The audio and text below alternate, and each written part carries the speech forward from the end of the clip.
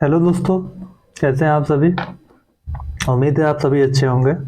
जैसा कि हम लोग एंशियंट हिस्ट्री का शुरुआत किए थे, तो उसके अंतर्गत इंडस वैली सिविलाइजेशन को मतलब देख रहे थे।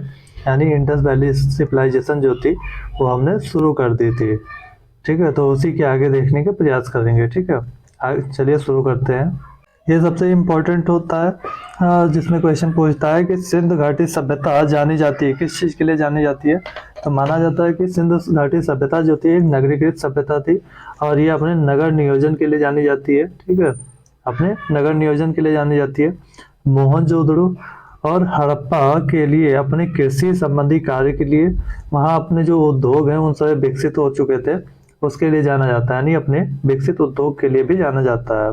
अगला क्या है, हड़प्पा का उत्खनन करने वाले प्रथम पुरातत्वविद जो थे, तो इसके महत्व को नहीं समझ पाए थे। कौन थे जो नहीं समझ पाए थे? वो थे ए कनिंघम जो थे, वो नहीं समझ पाए थे। आर डी बनर्जी, एक आर डी बनर्जी, ए के N sorry A N Dixit, M S Vatsa, B S Smith में से कह रहा है कि वह जो थे, मतलब कौन था जो हड़प्पा और मोहनजोदड़ो के उत्खनन से संबंधित नहीं थे। यानी किससे संबंधित नहीं थे, पूछ रहा है। तो कौन नहीं संबंधित था? बी ए स्मिथ जो थे, ये इससे संबंधित नहीं है। बाकी R D Banerjee, R D Banerjee जो है ये ए के ए एन दीक्षित और एम एस वत्स जो थे, ये क्या थे? तो मोहनजोदड़ो और हड़प्पा के उत्खनन से संबंधित थे। अगले की बात की जाए तो कहता है सही काल अनुक्रम है। किस चीज का सही काल अनुक्रम है, इसमें बात कर रहा है। तो सबसे पहले क्या हुआ होगा कि नगर जो होता है, नगर की संस्कृति का विकास होता है। नगर की संस्कृति का विकास होने के बाद में लोहे का हल प्राप्त हुआ। उसके बाद में वहाँ पे जो मुद्रा का चलन था, जिसे मतलब चांदी की जो मुद्राएं होती थी उसको क्या बोलते थे? आहत मुद्रा बोलते थे। उसको आहत मुद्रा बोलते थे इसकी। और सबसे बाद में सोने के सिक्के प्राप्त हुए थे। अगला कहता है सर्वप्रथम मनुष्य ने जिस धातु का प्रयोग किया था, किसकी बात किया? किस धातु का प्रयोग किया था। ठीक है, तो किसका प्रयोग किया था? तांबे का प्रयोग करना शुरू किया था। कब से शुरू किया था? तो ये हड़प्पा सभ्यता में शुरू किया गया था। इसीलिए इसे तांबा का प्रयोग किया जा रहा था। ठीक है, जिसके कारण से कांस्यकालीन संस्कृत भी कहा जाता है। क्यों? क्योंकि तांबा प्लस टीन को मिला के कांसा तैयार किया जाता था। अगला की बात की जाए तो कहता है हाथी दांत। हाथी दांत जो है, इसका पैमाना जो था हड़प्पा इस संदर्भ में मिला है। कहाँ से मिला है? तो ये कहाँ से मिला है? लोथल से मिला हुआ है। अगले की बात की जाए तो कहता है हड़प्पा कालीन स्थलों में अभी तक जिस धातु की प्राप्ति नहीं हुई थी वह कौन सा है? तो लोहा की बात की जा रही है। लोहा हड़प्पा काल में प्राप्त नहीं हुआ था। कब प्राप्त हुआ था? जब वैदिक काल में इसकी शुरुआत हुई थी, उत्तर वैदिक काल से, जब कृषि का व्यापक रूप में उपयोग होने लगा था। अगले की बात की जाए तो कहता है आलमगीर, आलमगीर, लोथल, मोहनजोदड़ो तथा बनावली में से वह जो घग्गर और उसकी सहायक नदियों की घाटी में स्थित है। तो कौन कौन स्थित है, कहाँ स्थित है, इसकी बात की जा रही है। ठीक है, यानी घग्गर नदी हो गई, और उसकी कोई सहायक जो नदी है वहां की बात की जा रही है। वहां पे कौन अवस्थित है? वो है बनावली जो है वो अवस्थित है। अगले की बात करते हैं तो कहता है सही कथन है। मतलब आपको सही कथन की पहचान करनी है। वहां पे 4 कथन दिए होते हैं, उसमें से कहता है मोहनजोदड़ो, हड़प्पा, रोपड़ और कालीबंगा जो थे, ये सिंध घाटी के प्रमुख स्थल थे। अगला सेंटेंस क्या है? यानी एक पहला ये सेंटेंस हो जाएगा, दूसरा सेंटेंस ये हो जाएगा।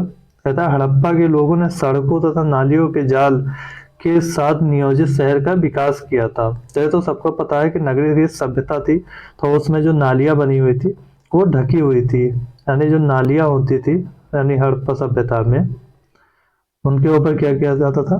पूरा कवर होते थे वो। ठीक है, तो इसको ध्यान में रखिएगा। अगला क्या है?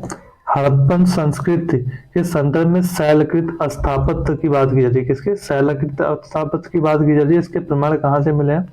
तो ये कहाँ से मिला हुआ है? धौलावीरा से मिला है। धौलावीरा क्या है? यूनेस्को में भी शामिल कर दिया गया है। इसको ध्यान रखिएगा, यूनेस्को की वर्ल्ड हेरिटेज साइट में भी शामिल है।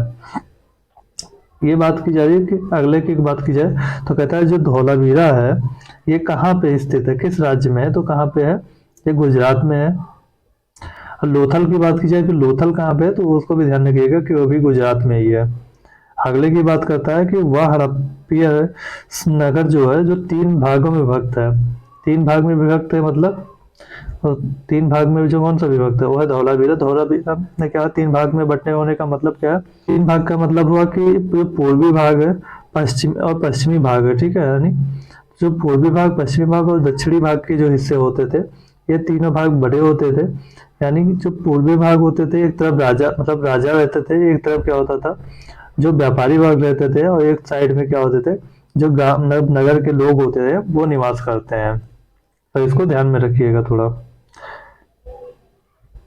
ऐसे क्वेश्चन इंपॉर्टेंट हो जाते हैं क्योंकि उनमें स्पेशल क्वालिटी दिखाई देती है। तो ये ध्यान रखिएगा कि 3 भागों में जो विभक्त है उसका क्या नाम है, वो धौलावीरा है। अगला कहता है कि वह प्राचीन नगर जो उन्नत जल संचयन प्रबंधन प्रणाली के लिए प्रसिद्ध है, जहां बांधों की श्रृंखला का निर्माण किया गया था और संबद्ध जलाशयों में नहर के माध्यम से जल को प्रवाहित किया जाता था। तो कौन सा था, इसकी बात की जा रही है तो कहाँ पे बात की, कौन है ये है धौलावीरा। धौलावीरा में इसको बनाया गया था, यानी ठीक है। धौलावीरा, इसका उद्देश्य क्या था कि कभी जरूरत पड़े कि जल की आवश्यकता हो तो वहां से पूर्ति की जाए। इसी से प्रेरित होकर उन्होंने विशाल, अपने यहाँ पे विशाल स्नानागार भी बनाए थे। विशाल स्नानागार भी बना के रखे थे। अगले की बात कीजिए, कहता है एक उन्नत जल प्रबंधन प्रणाली यानी व्यवस्था का साक्ष्य कहाँ से प्राप्त हुआ है। तो उन्नत जल व्यवस्था जो प्रणाली या व्यवस्था होती है उसका साक्ष्य कहाँ से मिलता है, उसका साक्ष्य भी धौलावीरा से मिलता है, ठीक है। यानी पिछले 4 क्वेश्चन यानी कहाँ से, ये यानी शैलाकृत स्थापत्य के प्रमाण की बात करें तो कहाँ से, धौलावीरा से ही मिलता है। धौलावीरा अगर पूछ ले किस राज्य में है तो गुजरात में है। और ये यूनेस्को का भाग है, यानी यूनेस्को जो है इसके वर्ल्ड हेरिटेज साइट में शामिल कर दिया गया है। ये 3 भागों में डिवाइडेड भी है, यानी धौलावीरा जो है 3 भागों में डिवाइडेड है। यहाँ पे उन्नत जल संचयन प्रणाली का भी विकास किया गया है, ठीक है। यानी जल संचयन जो प्रणाली है, व्यवस्था है, उसका बात की जा रही है। बांधों की श्रृंखला का निर्माण किया गया है, तो ये बात ध्यान रखिएगा। यानी उन्नत जल प्रबंधन प्रणाली की बात की गई, ठीक है। ये सब चीजें इंपॉर्टेंट हो जाते हैं इसके दृष्टि से। अगले की बात की जाए तो कहता है कुत्तासी, धौलावीरा, लोथल और कालीबंगा में से वह स्थान या स्थल जहां से द्विसाव संस्कार एंड डबल वरियल का प्रमाण मिलता है। कहाँ से मिलता है, लोथल और कालीबंगा से, दोनों से जगह से मिला हुआ है। अगर मान लीजिए आपसे पूछ ले कि 3 सांव जो थे एक साथ में कहाँ पे दफन है, तो कहाँ पे दफन मिलते हैं इसके साक्ष्य में, तो ये मिलते थे दमदमा से मिला हुआ है। तो ये भी ध्यान रखिएगा, ठीक है, इसके साथ में। अगले की बात कीजिए, क्या कहता है हड़प्पन स्थल सनौली। सनौली कहाँ पे है, तो लगभग माना जाता है कि ये बिहार की नहीं, ये सनौली वो अलग है। कहता है हड़प्पन स्थल सनौली के अभी हाल में उत्खनन से प्राप्त हुआ है। क्या प्राप्त हुआ है सनौली से, तो सनौली अभी इंपॉर्टेंट हो जाता है क्योंकि ये हाल ही में उत्खनन यहाँ पे शुरू की गई है। तो इसी के साथ में क्या याद रखिएगा, एक जूनागढ़ भी है, जूना घाटी जो है इसको भी ध्यान रखिएगा। यहाँ पे भी अभी उत्खनन स्टार्ट किया गया है। तो पूछ सकता है कि जूना घाटी का संबंध किस राज्य से है, तो ये है गुजरात से है, गुजरात से है। तो कहता है कि सनौली में जहां उत्खनन हुआ था वहां से क्या मतलब कोई इस चीज के प्रमाण मिले थे, तो मानव सावधान के प्रमाण मिले थे। अगला कहता है हड़प्पा सभ्यता का स्थल मंडी अवस्थित है। कहाँ पे, मांडी कहाँ पे अवस्थित है, उत्तर प्रदेश में अवस्थित है। तो ये ध्यान रखिएगा। अगर पूछ लेता है कि जो पूर्वी विस्तार है हड़प्पा सभ्यता का, मान लीजिए हड़प्पा सभ्यता 4 कोनों पे है, ठीक है। तो ये हो गया नॉर्थ, ये हो गया साउथ, ये हो गया ईस्ट, ये हो गया वेस्ट। तो जो पश्चिमी विस्तार है, ठीक है, सॉरी पूर्वी विस्तार है ये, यानी ईस्ट हो गया, तो ईस्ट और ये वेस्ट हो गया। तो पूर्वी विस्तार कहाँ तक है, तो उत्तर प्रदेश के आलमपुर तक है, ठीक है। तो ध्यान रखिएगा। अगली बात करते हैं, कहता है सिंध घाटी सभ्यता के संदर्भ में सही कथन है। आपको सही कथन की पहचान करना है, हालांकि इसमें सही कथन सारे के सारे दिए हुए हैं। तो इसमें क्या कहता है वह प्रमुखता लौकिक सभ्यता थी, यानी ये लोग लौकिक थे, पारलौकिक स्थितियों में बात नहीं करते थे। उसमें धार्मिक तत्व यद्यप उपस्थित थे, वो उसमें भी वो लोग अपने आप किसी ना किसी धर्म को मानते थे, लेकिन माना जाता है कि वो लोग प्रकृति के निकट थे, तब प्रकृतिवादी थे, वर्चस्वशाली नहीं थे। वर्चस्वशाली नहीं होने का कारण क्या है कि रथ के साक्ष्य नहीं प्राप्त हुए थे, घोड़े के भी साक्ष्य नहीं प्राप्त हुए थे, इसलिए वो युद्ध वगैरह नहीं करते थे और अपना वर्चस्व इधर के उधर स्थापित करने की बात नहीं की जाती थी। ठीक है, तो ये हो गया। फिर कहता है उस काल में भारत में कपास से वस्त्र बनाए जाते थे। वस्त्र बनाए जाते क्यों?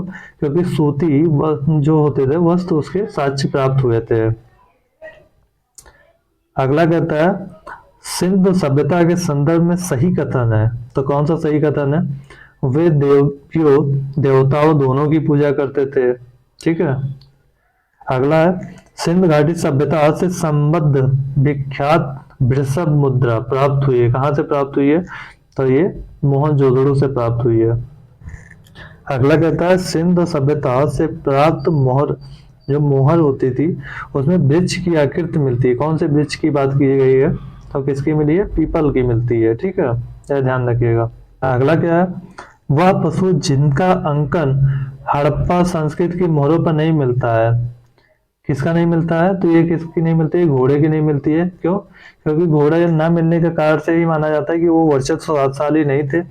वर्चस्वशाली नहीं थे अर्थात अपना वर्चस्व जो था इसको स्थापित नहीं करना चाहते थे। ठीक है, वर्चस्व स्थापित नहीं करना चाहते थे।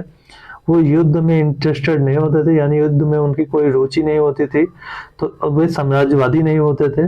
ठीक है, तो इसी का प्रभाव अभी भी भारत में देखा जाता है कि वो भारत जो है एक शांति प्रिय देश के रूप में जाना जाता है, जिसने कभी भी किसी के ऊपर आक्रमण नहीं किया है। अगला कहता है कि वह पशु जिस पशु के अवशेष सिंध घाटी सभ्यता से प्राप्त नहीं हुए हैं, यानी सिंध घाटी की सभ्यता से जो थी उसमें कि जिसके अवशेष प्राप्त ही नहीं हुए, यानी अवशेष जो है ये नहीं प्राप्त हुए हैं, तो शेर जो थे इनके अवशेष प्राप्त नहीं हुए हैं। बाकी घोड़े का जो था, ये घोड़े का भी अवशेष प्राप्त हुआ था, लेकिन कहाँ से प्राप्त हुआ था ये आप बताइएगा। अब वैसे ये अफगानिस्तान का एक एरिया है, वहां से प्राप्त हुआ था, ये ध्यान रखिएगा। तो आप लोग बताइएगा, ठीक है, कमेंट करके। अगले की बात की जाए तो कहता है मृण पाटिका पर उत्कीर्ण किया गया जो सींग युक्त देवता था। ठीक है, उनका यानी कोई सींग वाला देवता मानते थे जिसको, वो कहाँ से प्राप्त हुआ है? तो कहाँ से प्राप्त हुआ है? ये कालीबंगा से प्राप्त हुआ था। अगला कहता है वह सभ्यता जो नील नदी के तट पर पनपी। नील नदी के तट पे कौन सी सभ्यता पनपी थी? मिस्र की सभ्यता पर पनपी थी। तो आप ये भी बता सकते हैं कि मेसोपोटामिया जो थे, यानी मेसोपोटामिया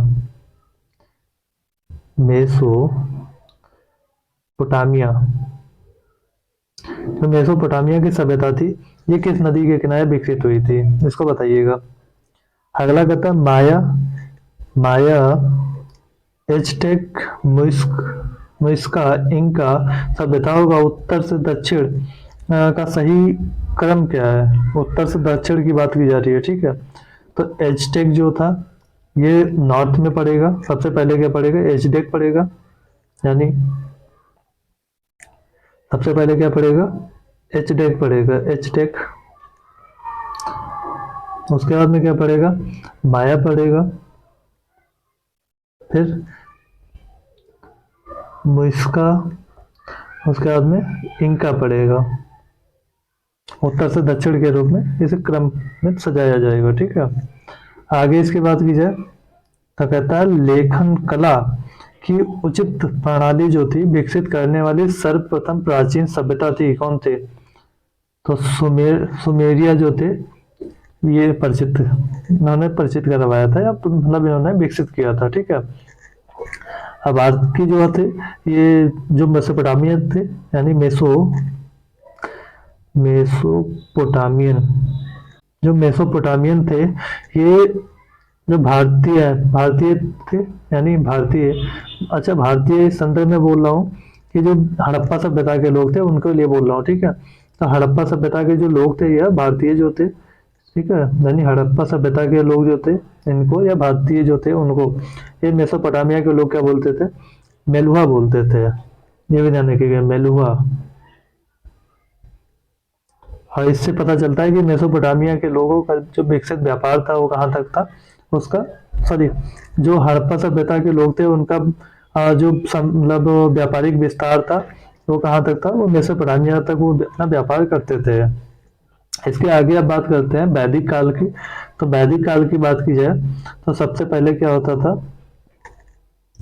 सबसे पहला क्या है कि आर्य, आर्य शब्द जो है, ठीक है, यानी आर्य शब्द जो है ये किसको इंगित करता है, तो ये श्रेष्ठ वंश को या श्रेष्ठ व्यक्ति को इंगित करता है।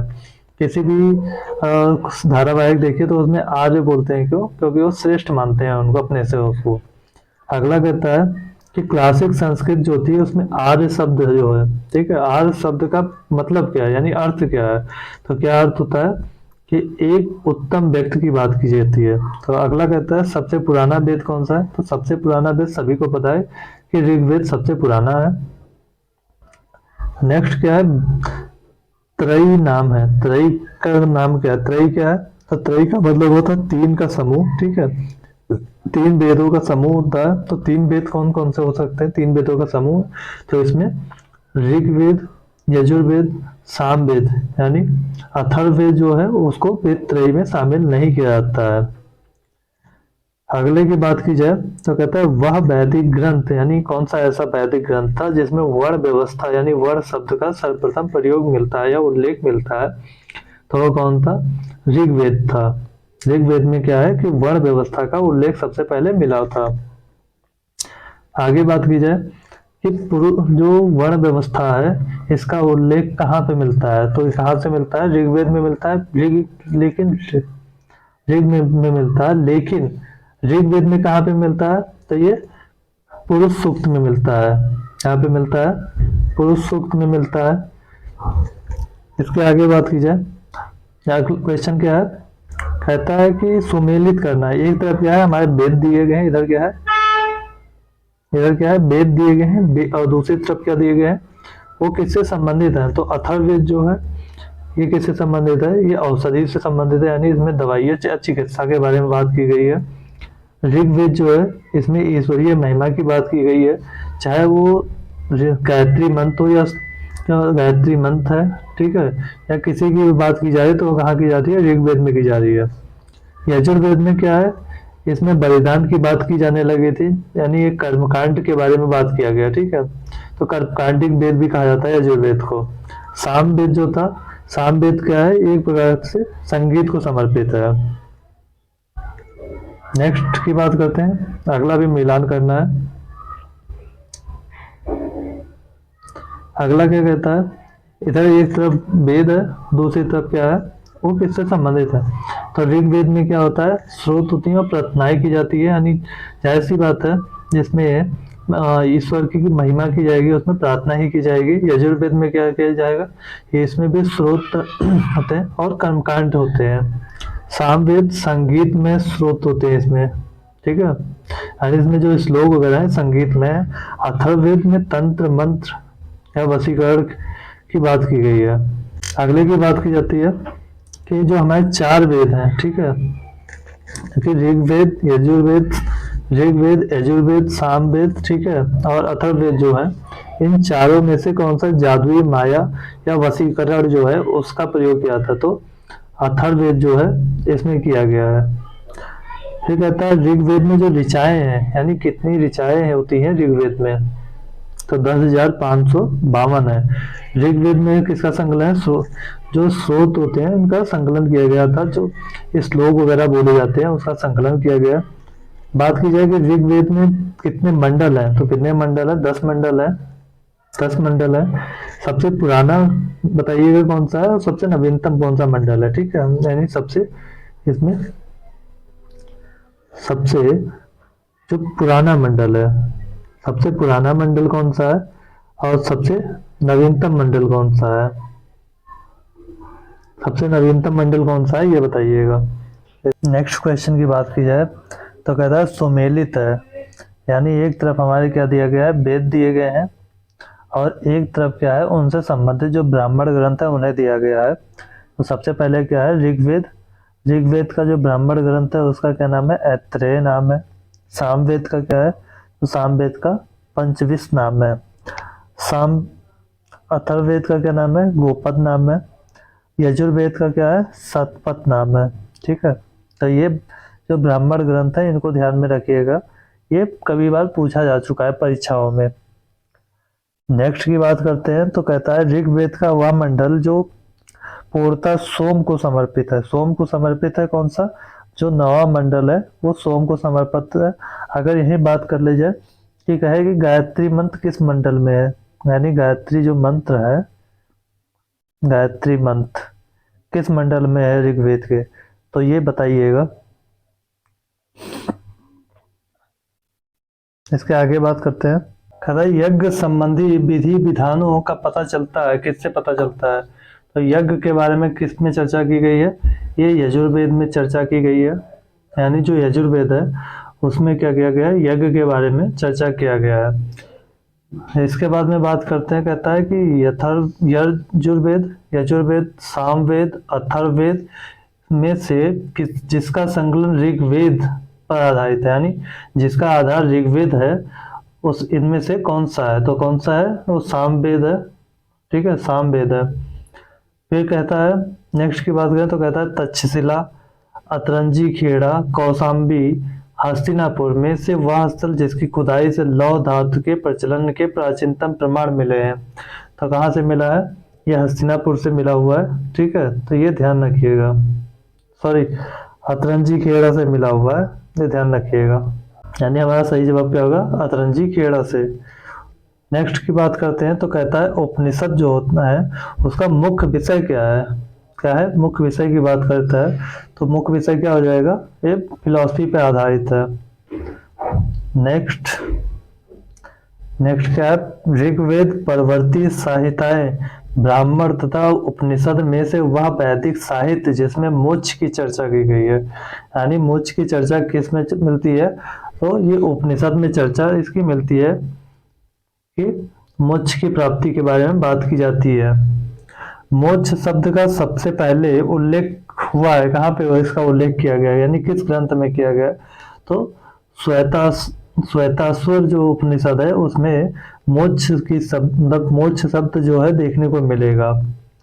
इसके बाद में बात करता है कि अध्यात्म ज्ञान के विषय में जो नचिकेता और यम का संवाद है, यानी दोनों का, इसका नचिकेता और यम का जो संवाद है, ये किस उपनिषद में बात की गई है, तो ये कहाँ पे है, कंठोपनिषद में है, इनको देखने को मिलता है इन दोनों का संवाद। इसके बाद में कहता है उपनिषद काल के राजा अश्वपति शासक थे, कहाँ के, तो ये कैकेयी के शासक थे, ये कैकेयी के शासक थे। फिर कहता है वैदिक साहित्य का सही क्रम कौन सा है, वैदिक साहित्य का सही क्रम कौन सा है, तो इसमें वैदिक साहित्य का सही क्रम क्या बताया गया है, सबसे पहले वैदिक साहित्य लाई गई। ठीक है, यानी सबसे पहले वैदिक साहित्य की चर्चा हुई, फिर ब्राह्मण ग्रंथ की, फिर आरण्यक की, उपनिषद उसके सबसे लास्ट में है। यानी सबसे लास्ट में कौन सा आया था, उपनिषद की बात की जाती है, उपनिषद जो होते हैं सबसे लास्ट में आया था। वहीं वैदिक साहित्य जो थी, ठीक है, संहिताएं ये सबसे पहले बनाई गई थी। इसके बाद में बात करते हैं, तो कहता है आरंभिक जो वैदिक साहित्य थे इसमें वर्णित नदी कौन सी है, यानी सबसे पहले कौन जो वैदिक साहित्य था उसमें किस नदी की चर्चा की गई है, तो सबसे पहले किसकी चर्चा की गई है, सिंधु नदी की चर्चा की गई है। फिर कहता है वैदिक नदी अस्किनी, अस्किनी की पहचान की जाती है। अस्किनी को पुराना नाम क्या है, ये चेनाब जो है इसको अस्कनी कहा जाता है। इसके बाद में जो वहीं देखा जाए कि कई सारी जो नदियां हैं उनके पुराने नाम है, यानी वैदिक नाम है, जो आधुनिक नाम उनके अलग हैं। ठीक है, तो ये यहाँ पे देखते हैं, तो ये एक और है, कहता है ऋग्वेद में जिन नदियों का उल्लेख किया गया है उनमें अफगानिस्तान के साथ आर्यों के संबंध का सूचक है, तो कौन सा है, ये कुंभा जो नदी है, कुंभा और क्रुमु, ये दो नदियां जो है ये अफगानिस्तान में देखने को मिलती है। ठीक है, इसके आगे बात की जाए तो वैदिक नदियां की बात की गई है, यानी वैदिक इधर एक साइड में, जो हमारी वैदिक नदियां हैं उनको दिया गया है और उनके आधुनिक नाम इस साइड में दिया गया है। ठीक है, तो कुंभा जो है ये इसको काबुल में है, यानी अफगानिस्तान में पड़ती है। ठीक है, अफगानिस्तान में है। जो पारुसड़ी नदी है ये कहाँ पे है? ये रावी को कहा जाता है। सदा नीरा कौन सी नदी है? ये गंडक को कहा जाता है। सतलुदी किसका नाम है? सतलज का नाम है। यानी कुंभा और कुर्मू जो है कहाँ पे है? अफगानिस्तान में है। कुंभा किसको कहा जाता है? वो उसका आधुनिक नाम क्या है? काबुल है। ठीक है, पारुसड़ी किसका है? ये है रावी का। सदा नीरा किसका है? गंडक का नाम है। शत्रुद्री किसका नाम है? सतलज नदी का जो है वो पुराना नाम है। इसके बारे में बात करें तो कहता है वेदोत्तर काल में प्रचलित प्रथा चतुष्ट क्या है? तो ये क्या है? तो ये चार पुरुषार्थ की बात की जाती है। ठीक है, तो चार पुरुषार्थ कौन कौन से हैं? चार पुरुषार्थ कौन से हैं? धर्म, अर्थ, काम, मोक्ष। ठीक है, ये चार पुरुषार्थ हैं। चार आश्रम की बात की जाए तो चार आश्रम कौन कौन से हैं? ब्रह्मचर्य, गृहस्थ आश्रम, वानप्रस्थ आश्रम और सन्यास। यानी अंतिम अवस्था कौन सा है? वो सन्यास है। और सबसे पहले कौन सा आता है? ब्रह्मचर्य आता है। इसके आगे बात की जाए तो कहता है धर्म तथा ऋतु भारत की प्राचीन वैदिक सभ्यता के एक केंद्रीय विचार को चित्रित करते हैं। इस संदर्भ में सत्य कथन है। तो सत्य कथन क्या है? तो इसकी बात की जाए तो ये ऋतु जो होते हैं क्या है? नैतिक विधान की बात करते हैं, जो सृष्टि और उसमें अंतर्निहित सारे तत्वों के क्रियाकलाप को संचालित करता है। यानी पहला सेंटेंस ये हो जाएगा। ठीक है, दूसरा सेंटेंस क्या हो जाएगा? ये हो जाएगा हमारा कि धर्म जो होता है व्यक्ति के दायित्व एवं स्वयं तथा दूसरों के प्रति व्यक्तिगत कर्तव्यों का संकल्पना था। इसके अगला क्वेश्चन क्या होगा? भारतीय संस्कृत के अंतर्गत जो रित है, रित का अर्थ क्या होता है? रित का क्या अर्थ होता है? प्राकृतिक नियम होता है, यानी नेचुरल रूल्स होते हैं जो उनको कहा जाता है रित। तो ये इंपॉर्टेंट हो सकता है, किसी न किसी पेपर में देखने को मिल सकता है। ठीक है, इसके आगे बात की जाए तो कहता है वैदिक देवताओं में उनके पुरोहित, यानी जो वैदिक देवता थे उनके पुरोहित किसको माना जाता है? तो बृहस्पति जो थे उनको देवताओं का क्या माना जाता था? पुरोहित माना जाता था। इसके आगे बात की जाए तो कहता है लोपामुद्रा, गर्गी, लीलावती, सावित्री, यह जो चार मतलब वैदिक महिलाएं थी, मतलब वैदिक काल की, कहता है कि इनमें से कौन सी वह महिला है, यानी ब्रह्मवादिनी है, जिसने कुछ वेद मंत्रों की रचना की थी। तो किसने की थी? लोपामुद्रा ने क्या किया था कि वेद मंत्रों की रचना किया था। नेक्स्ट की बात की जाए ऋग वैदिक काल में क्या कहते हैं? निष्क शब्द का जो प्रयोग किया गया है, एक स्वर्ण आभूषण है। क्या है? एक स्वर्ण आभूषण के लिए प्रयोग किया था, किंतु इसको परवर्ती काल मतलब बाद के काल में किया गया, इसका प्रयोग किया गया किसके लिए? सिक्का के रूप में किया गया, यानी अर्थव्यवस्था में इसका प्रयोग होने लगा निष्क का। फिर बात करते हैं कि अगला क्वेश्चन क्या है? ऋग वैदिक काल में निष्क निष्क जो था यह आभूषण था किसका? तो ये किसका आभूषण था? गले का आभूषण था। वही कहता है अगला क्वेश्चन, प्राचीन भारत में निशाका जो था ये क्या है? तो ये भी क्या है? एक प्रकार के स्वर्ण आभूषण था। आगे क्या कहता है? अगला कहता है कि 14वीं सदी ईसा पूर्व का जो बोगजा कोई अभिलेख महत्वपूर्ण था। क्यों? क्योंकि इसमें क्या था कि जो वैदिक देवता थे उन और देवी देवता जो थे उनके उल्लेख मिलते हैं। अगले क्वेश्चन की बात करते हैं तो कहता है वह अभिलेख जो ईरान से भारत में आर्यों के आने की सूचना देता है। तो कौन सा अभिलेख है? तो वो कौन सा अभिलेख है? बोगजकोई का जो अभिलेख था वो इम्पोर्टेंट हो जाता है, क्योंकि ये ईरान से प्राप्त किया गया था।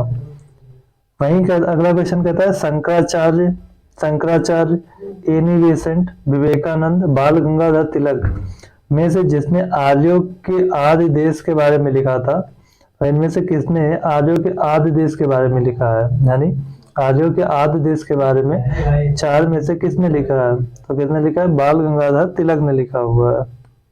शतपथ ब्राह्मण में अगला क्या है, शतपथ ब्राह्मण में उल्लेखित राजा विधेय माधव, यानी कहता है राजा विधेय माधव की जो घटना थी ये किससे संबंधित है, यानी किस ऋषि से संबंधित है, तो किससे है, ऋषि गौतम राहु गुण से संबंधित है, राहुगढ़ से संबंधित है।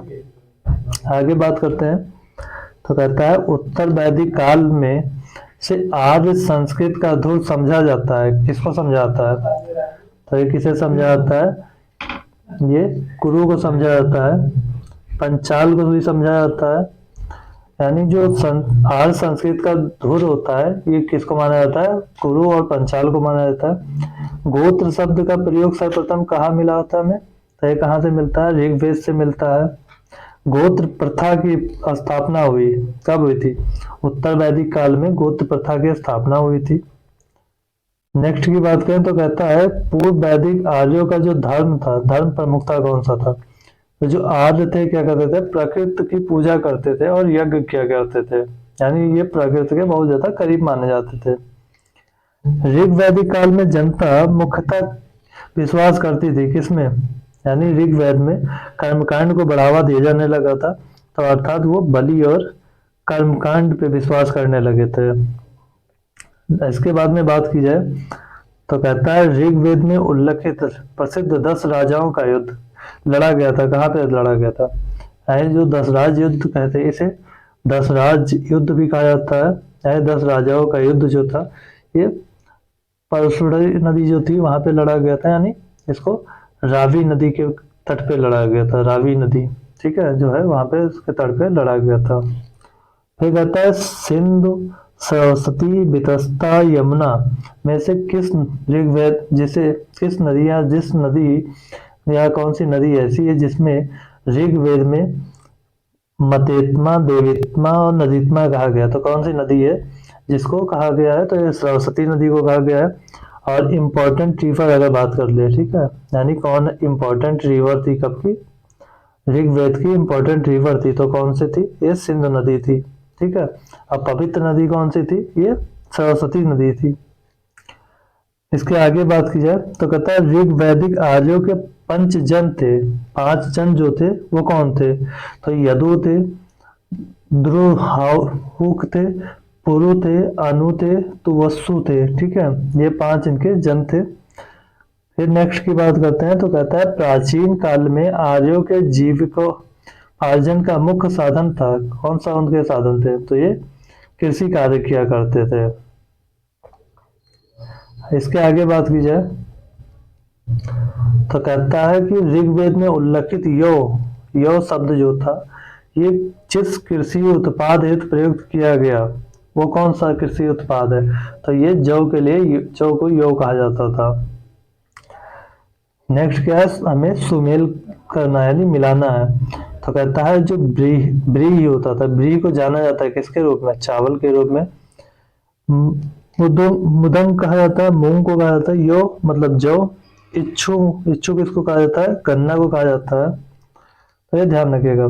फिर कहता है ऋग वैदिक जो पढ़ी नागरिक थे कौन से, पढ़ जो थे व्यापारियों को कहा जाता था। नेक्स्ट की बात करते हैं तो कहता है वैदिक युग में प्रचलित लोकप्रिय शासन प्रणाली थी, यानी जो उसमें शासन प्रणाली जो चली आ रही थी वो कौन सी थी, वो वंश परंपरागत जो थी राज्य व्यवस्था चल रही थी, यानी राजतंत्रात्मक व्यवस्था थी वो चलती थी। इसके बाद में कहता है वैदिक युगीन सभा थी, यानी जो वैदिक काल में सभा होती थी, सभा समिति और ये जो होती थी इसको क्या कहते थे, यानी वैदिक काल में जो सभा थी ये क्या थी, एक प्रकार से मंत्री परिषद के रूप में इसको देखा जा सकता था। वही कहा जाता है कि सभा और समिति ये जो थी प्रजापति की 2 पुत्रियों के समान थे, इन्हें कहाँ पे मतलब ये इनका उल्लेख है, तो इनका उल्लेख कहाँ पे है, ये अथर्ववेद में है। नेक्स्ट की बात करते हैं तो कहता है ऋग वैदिक जन सभा जो न्यायिक कार्यों से संबंधित थे उसका नाम क्या है, सभा है, यानी ऋग्वेद में जो जन सभाएं होती थी जो न्यायिक कार्य करती थी उसको सभा बोलते थे। आयुर्वेद अर्थात जीवन का विज्ञान का उल्लेख सर्वप्रथम मिलता है कहाँ पे? अथर्ववेद। अथर्ववेद में क्या मिलता है? जीवन का विज्ञान कहा जाता है या आयुर्वेद का विज्ञान कहा जाता है। नेक्स्ट की बात करते हैं तो कहता है ऋग वैदिक धर्म था। कैसा धर्म था? तो ये एककवादी या बहुदेववादी था। सर्वाधिक ऋग वैदिक सूक्त समर्पित है। किसको समर्पित है? तो इंद्र को समर्पित है, इसलिए कहा जाता है कि ऋग वैदिक काल में इंद्र जो था वो प्रमुख देवता के रूप में जाने जाते थे। ऋग्वेद में इंद्र के बाद सर्वाधिक संख्या में मंत्र किसके मिले? तो वो अग्नि के लिए मिला हुआ है, क्योंकि ऋग्वेद में क्या हो ऋग वैदिक युग में क्या होने लगा था? कर्मकांड को बढ़ावा दिया जाने लगा था, जिससे यज्ञ जो थे यज्ञ को बढ़ावा दिया जाने लगा था, जिसके कारण से अग्नि जो था अब एक पवित्र या महत्वपूर्ण देवता बन गए थे इंद्र के बाद में।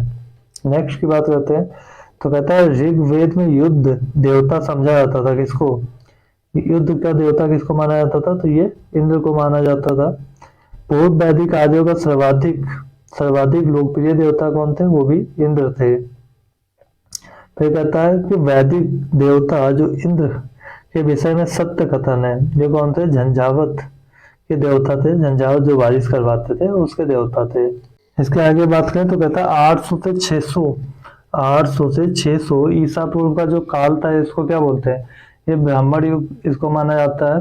ब्राह्मण युग इन समय क्या था? ब्राह्मणों का बोलबाला हो गया था। इसके बाद में कहता है गायत्री मंत्र के नाम से प्रसिद्ध जो मंत्र सर्वप्रथम मिलता है, कहाँ से मिलता है? तो ये कहाँ से मिलता है? ऋग्वेद से मिलता है। ऋग्वेद से क्या मिलता है? गायत्री मंत्र की जानकारी मिलती है। वही कहता है गायत्री मंत्र की रचना किसने की थी? तो रचना किसने की थी? विश्वामित्र ने की थी। फिर कहता है सर्ग प्रतिसर्ग वंश मनवांतर वंशांचरित संकेतक है। किसके? तो ये किसके संकेतक है? पुराणों के संकेतक है। वही कहता है कि जो पुराण है, ठीक है, पुराणों की संख्या कितनी है? तो कितने हैं? 18 है। 18 पुराण होते हैं। फिर कहता है श्रीमद् भागवत गीता मौलिक रूप से लिखी गई है किस भाषा में? तो इसको संस्कृत भाषा में लिखा गया है। हालांकि इसको अब इसके अनुवाद हिंदी और कई लैंग्वेज में किया जा चुका है। अगले की बात करते हैं तो कहता है महाभारत मूलतः जानी जाती है। इसको किस रूप में जाना जाता है महाभारत को? तो इसको जय संहिता के रूप में जाना जाता है, यानी महाभारत को जय संहिता के रूप में भी जाना जाता है। नेक्स्ट की बात करें तो कहता है सात सहस्त्री संहिता नाम से प्रसिद्ध ग्रंथ कौन सा था? तो महाभारत जो था उसका एक नाम था सत सहस्त्री संहिता के रूप में भी जाना जाता है, यानी इसके दो नाम है, एक जय संहिता है, एक सत सहस्त्री है। नेक्स्ट की बात करें तो कहता है हिंदी पौराणिक कथा के अनुसार समुद्र मंथन है जिस सांप यानी जो सर्प था उसको रस्सी के रूप में स्वयं को प्रस्तुत किया था, वह कौन सा था? यानी उस सांप का क्या नाम था? तो उसका नाम वासुकी था। नेक्स्ट की बात करते हैं तो कहता है अछूत की अवधारणा यानी छुआछूत या टचबिलिटी जिसको बोलते हैं, ठीक है, इसका उद्भव कहाँ से हुआ था? तो ये कहाँ से हुआ था? धर्मशास्त्र के समय में हुआ था। नेक्स्ट की बात करें तो कहता है सत्यमेव जयते जो था ये शब्द कहाँ से लिया गया? तो मुंडको उपनिषद से लिया गया सत्यमेव जयते। फिर कहता है तमसो मम ज्योति गर्मा में मूलतः कहाँ से लिया गया? तो ये उपनिषद से लिया गया। कौन सा उपनिषद से लिया गया? बृहद आरण्यक उपनिषद से लिया गया है। फिर नेक्स्ट की बात करते हैं तो कहता है वह उपनिषद जिसका शाब्दिक अर्थ सफेद घोड़ा है। तो सफेद घोड़ा किस उपनिषद का है? तो ये श्वेताश्वर उपनिषद से संबंधित है। नेक्स्ट की बात करें तो कहता है सत्यकाम जवाल की कथा जो अनब्याही माँ होने के लक्षण को चुनौती देती है उल्लेखित है। कहाँ उल्लेखित है? तो ये छांदोग्य उपनिषद में उल्लेखित है। फिर कहता है ऋग्वेद जो थी इसकी लिपि कौन सी थी? तो इसकी लिपि कौन सी है? ब्राह्मी लिपि है। वैदिक कर्मकांड में होता यानी होता जो है इसका संबंध किससे है? तो होता किससे है? ऋग्वेद से संबंधित है। होता कौन होते हैं? ये ऋग्वेद को कहने वाले पुरोहित होते थे। नेक्स्ट की बात करते हैं तो कहता है अवेस्ता और ऋग्वेद में समानता है। तो अवेस्ता का संबंध कहाँ से है? तो अवेस्ता का संबंध कहाँ से? ईरान से है, तो ये ध्यान रखिएगा। वैदिक काल में अगन्य माना जाता है। अगन्य किसको माना जाता है? अगन्य गाय को माना जाता है। गाय एक बहुमूल्य उस समय की वस्तु होती थी। वैदिक कालीन प्रशासन में भाग दुहा कौन अधिकारी होता था? भाग दुहा किसको कहा जाता था? ये राजस्व कर जो होता था, यानी रेवेन्यू टैक्स जो होता था उसको जमा करता था, उसका कलेक्शन करता था भाग दुहा। नेक्स्ट की बात करते हैं, यानी मिलान करना है। तो कहता है, क्या कहता है? सुमेलित करना है। सिंधु घाटी की सभ्यता, चाहे सिंधु घाटी की सभ्यता क्या थी? एक नगरीय सभ्यता थी। उत्तर वैदिक समाज जो था ये क्या था? ये कृषक समाज था। वैदिक समाज जो था ये कैसा था? ये चारागाह पे आधारित था, यानी पशुपालन इसमें होता था, पशुपालन। मध्यकाल जो था ये जमादारी पे आधारित था। इसी समय क्या हुआ था? सामंतवादी व्यवस्था भी सामने आई थी। ऋग वैदिक काल के प्रारंभ में महत्वपूर्ण एवं मूल्यवान समझा जाता था। किसको समझा जाता था? तो वो गाय थी जिसे मूल्यवान समझाता था, मूल्यवान संपत्ति समझा जाता था। किसको? तो वो थी गाय को। वही कहता है प्राचीन भारतीय समाज के प्रसंग में कुल, वंश, कोश, गोत्र शब्द में से वह शब्द जो शेष तीन के वर्ग का नहीं है। तो कौन वर्ग का नहीं है? तो ये जो कोश है ये कुल, वंश, गोत्र जो है इनके क्रम में नहीं आता है। अगर बात की जाए संस्कार कितने होते हैं, नेक्स्ट की बात करते हैं तो कहता है संस्कार कितने होते हैं? तो संस्कार कितने होते हैं? 16 होता है। फिर कहता है जीविकोपार्जन हेतु वेद वेदांग पढ़ाने वाले जो अध्यापक होते थे उसको क्या बोलते हैं? तो उपाध्याय कहा जाता है।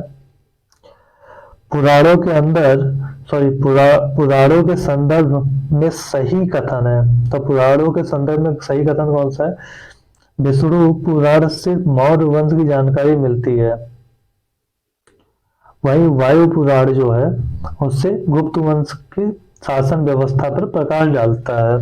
तो ये आज का रहा वैदिक काल से संबंधित जो इम्पोर्टेंट फैक्ट थे उनको देख लिया गया है। नेक्स्ट वीडियो में देखेंगे बौद्ध धर्म यानी बुद्धिज्म और जैनिज्म को, ठीक है। यानी जो इम्पोर्टेंट जो नए धर्म का विकास किया गया था, यानी जो दो महत्वपूर्ण धर्म थे, यानी बौद्ध धर्म जो इम्पोर्टेंट है, ठीक है। बौद्ध